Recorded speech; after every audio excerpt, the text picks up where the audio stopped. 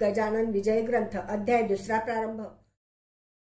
श्री गणेशाय नमः। जय जय अज अजिता सर्वेश्वरा, हे चंद्रभागा तटविहारा, पूर्ण ब्रह्मा रुक्मिणीवरा, दीनबंधो पाही माम तुझ्या वशिल्या वाचून, अवघेच देवा आहेशी न कुडी माझी नसल्या प्राण, कोण विचारी मढ्या ते सरोवराची दिव्य शोभा, तो यामुळे पद्मनाभा रसभरीत आतला गाभा, टरफला ते महत्व आणि तुझी कृपा त्याच परी, शरणागता ते समर्थ करी पाप ताप दैन्यवारी, हेच आहे मागणे मागले अध्यायी झाले कथन, समर्थ गेले निगुण तेने बंकट लाला लागून, हुर हुर वाटू लागली गोड न लागे अन्न पाणी, समर्थांचा ध्यास मनी न हाले दृष्टी पासोणी, गजाननाचे रूप ते जिकडे पाहावे तिकडे भास, हो लागला त्यांचा खास, याचे नाव श्रोते ध्यास उग्या नसती पोरचेष्टा, चुकलेल्या धेनूची वत्स शुद्धी करीसाची, तैसी बंकटलालाची स्थिती झाली विबुध हो,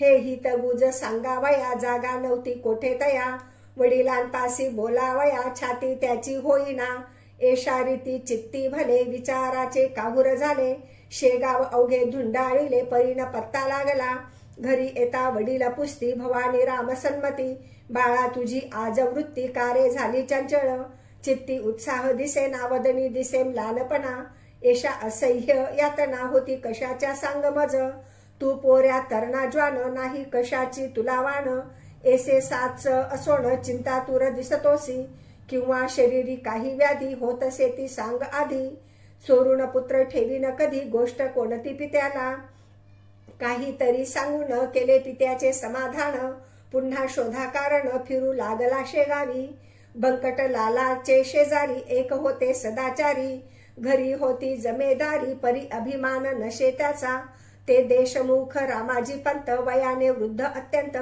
बंकट लालाने इत्यंभूत हकीकत त्यांना निवेदिली, ते बोलले बंकट लाला तुझा वृत्तांत मी ऐकिला, तू जो पुरुष कथिसी मला तो योगी असावा कोणीतरी, योग्या वाचुनी एषा क्रिया मिळती न कोठे पहावया, पूर्व सुकृता वाचोनिया होणे न दर्शन अशांचे, तू घेतले दर्शन जन्म तुझा धन्य धन्य, भेटता ते तुझ लागून नेमलाही दर्शना, एषा स्थितीत दिवसचार गेले निघून साचार, बंकट लालासी तिळभर विसरण पडे तयाचा, गोविंद बुवा टाकळीकर होते एक कीर्तनकार, ज्यांच्या कीर्तनी शारंगधर प्रसन्न चित्त होत असे, लौकिक यांचा वऱ्हाडात होता मोठ्या प्रमाणात, ते आले फिरत फिरत कीर्तन कराया शेगावी, शंकराच्या मंदिरी झाली कीर्तनाची तयारी, धावो लागल्या नरनारी कीर्तन एका कारणे, बंकटलालही तेथे आला कीर्तन श्रवणासाठी भला,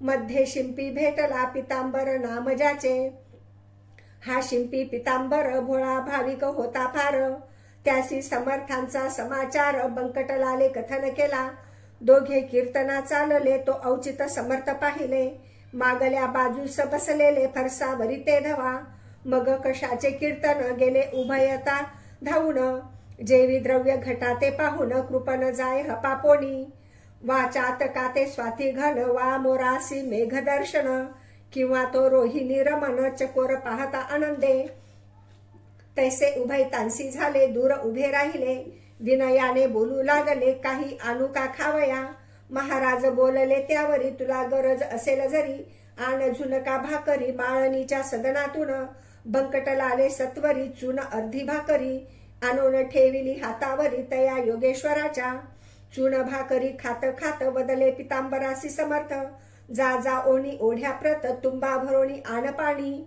पितांबर बोले गुरुराया ओढ्यास पाणी अल्पस दया, पाण्यात तुंबा बुडावया मुळी नाही अवसर, इतुके असून ते पाणी खराब केले गुरांनी, तेवी जाणाऱ्या येणाऱ्यांनी नाही पिण्याच्या योग्यते, मर्जी असल्या दुसरीकडून पाणी आणि तो तुंबा भरून, तई बोलले गजानन दुसरे पाणी आम्हा नको, नाल्याचेच आण पाणी आत तुंबा बुडवणी, उगीच ओंजळी ओंजळींनी तुंब्यात पाणी भरू नको, तुंबा घेऊन पितांबर तात्काळ गेला नाल्यावर, तुंबा भरेल ऐसे नीर कोठेन त्याने पाहिले, तळवे पदाचे भिजतील इतुकेच तेथे होते जल, करून हातांची ओंजळ तुंब्यात पाणी भरणे नसे, एसी झाली आडविहीर चिंतावला पितांबर, ही या करून अखेरच तुंबे स्पर्श केला जला. तो ऐसे झाले अघटित तुंबा ठेवावा जेथ जेथ. तो बुडे तेथ तेथ खळगा पडून ओढ्याला. नाल्याचे घाण जीवन तुंब्यात स्फटिका समान. आले तैसे पाहून शिंपी चित्ती चकित झाला. तो म्हणे ही ऐसी स्थिती की आज झाली निश्चिती. ती योगेश्वराची साच शक्ती संशय येथे धरणे नको. तुंबा आणून ठेविला योगेश्वराचे सान्निध्याला. त्याचा समर्थे स्वीकार केला झुणका भाकर सेविल्यावर. बंकटलालासी सुपारी मागते झाले साक्षात्कारी. अरे माळिनीच्या भाकरीवरी माझी सेवा करतोस का. काढ सुपारी खिशातून फोडून देई मज कारण. ते एकता समाधान बंकटलालास झाले बहु. सुपारीच्या बरोबरी 2 पैसे हातावरी. ठेविता झाला व्याघ्रांबरी दुदंडी तांब्याचे. खडकू दुदंडी व्याघ्रांबरी ही मुसलमानी नानी सारी. चालत होती व्यवहारी तया वऱ्हाड प्रांतात. पैशा प्रति पाहून महाराज बोलले हसून. काय व्यापारी समजून मजला तू हे अर्पिसी. हे नाणे तुमचे व्यवहारी मला न त्याची जरुरी. भावभक्ती नाण्यावरी संतुष्ट मी राहतसे.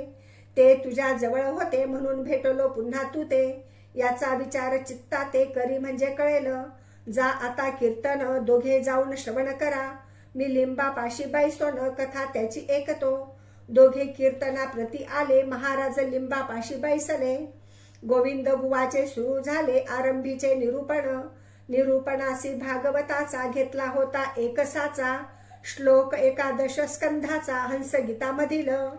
बुवांनी पूर्वार्धा विशद केले त्याचा उत्तरार्ध समर्थ बदले. ते एकोण घोटाळले गोविंद बुवा म्हणत. हा उत्तरार्ध वदनारा पुरुष अधिकारी दिसतो खरा. जात्या घेऊन मंदिरा याहो कीर्तन श्रवणास. बंकटलाल पितांबर आणि मंडळी निघाली इतर. समर्थासी साचार कीर्तनासी आणावया. केली विनंती अवघ्यांनी श्रोते अति विनयानी. परी बैसल्या जागेपासून मुळीन महाराज हलले हो. गोविंद बुवा अखेर येऊन जोडीते झाले कर. कृपा करावी एकवार चला शिवाच्या मंदिरी. तुम्ही साक्षात शंकर बरे न बसणे बाहेर. धन्या वाचून मंदिर शून्य साच समर्था. पूर्वजन्मीचे पुण्य भले माझे आज उदेले.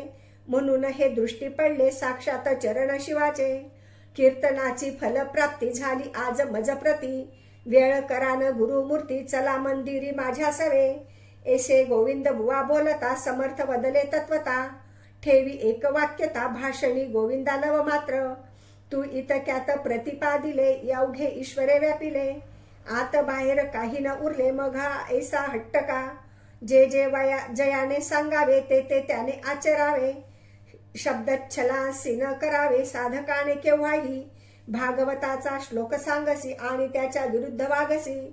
कथे कर्याची रीत ऐसी बरवी नभे गोविंदा. पोट भर्या कथे करी तू न व्हावे भूमीवरी. जा कीर्तन समाप्त करी मी येथून ऐकतो. बुवा कीर्तनी परत आले गरजून अवघ्या बोलिले. तुमच्या शेगावी अमोल आले रत्न हे त्या सांभाळा. हे न शेगाव राहिले पंढरपूर खचित झाले. चालते बोलते येथ आले साक्षात हे पांडुरंग.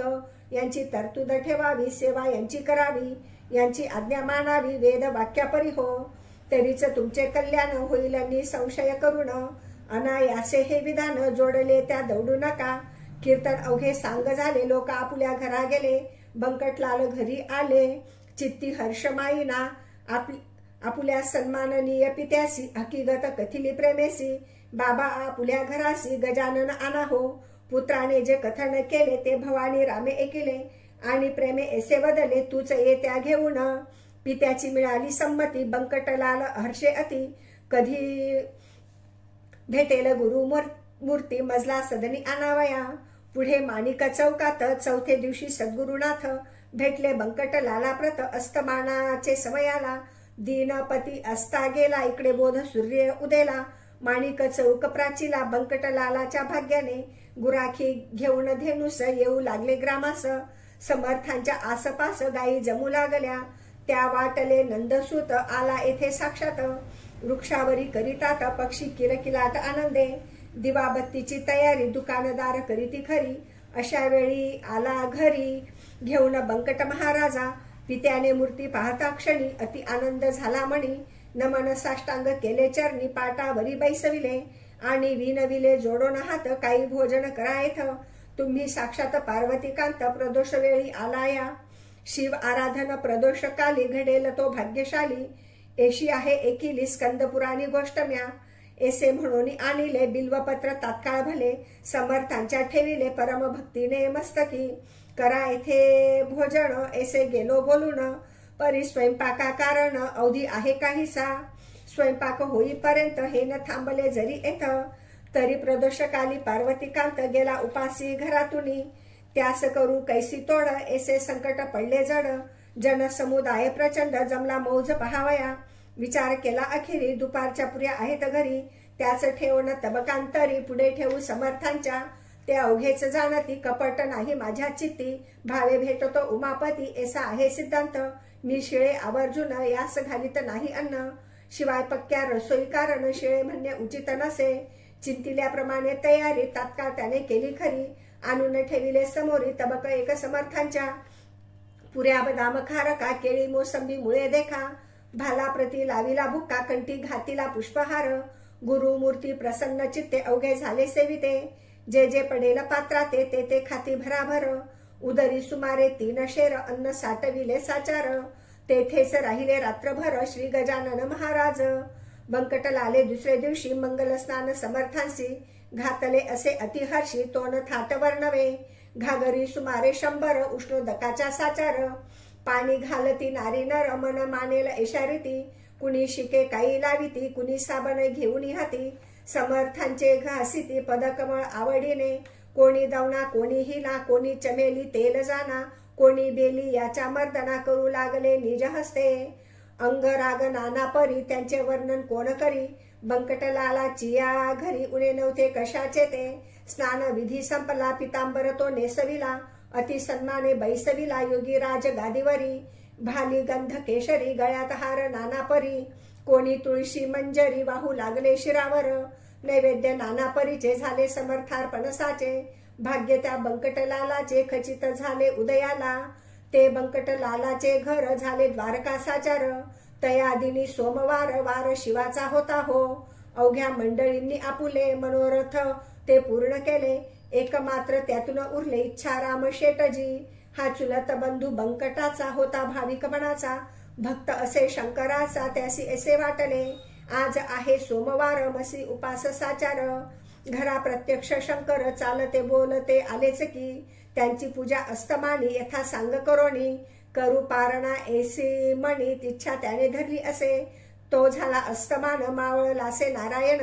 इच्छारामे केले स्नान प्रदोष वेळा लक्ष्मी पूजा साहित्य घेऊन साधू जे का गजानन त्यांचे केले पूजन परम प्रेमे करोनी आणि विनंती केली वरी झाले आहे दुपारी आपले ते भोजन जरी परी आत्ता काही खावे आपण जेवल्या वाचून मी नाही घेणार अन्न आहे मजला उपोषण सोमवारचे गुरुराया अवघ्या भक्तांचा हेत पुरला माझा मात्र राहिला तो पाहिजे पुरविला तुम्ही कृपा करून जन कुतूहल दृष्टींनी पाहू लागले तयास्थानी इच्छा राम तो घेऊन नैवेद्य आला परातीत आंबे मोहर तांदळाचा 2 मुदी भातसाचा नानाविध पक्वान्नांचा थाट केला तयाने जिलबी राघवदास मोतीचूर करंजा अनारसे घिवर शाखांचे नाना प्रकार वर्णन करावे कोठवरी अगणित चटण्या कोशिंबिरी वाडगा दह्याचा शेजारी तुपाची ती वाटी खरी ओदनाच्या सव्य भागा 4 मनुष्यांचे अन्न ऐसा नैवेद्य परिपूर्ण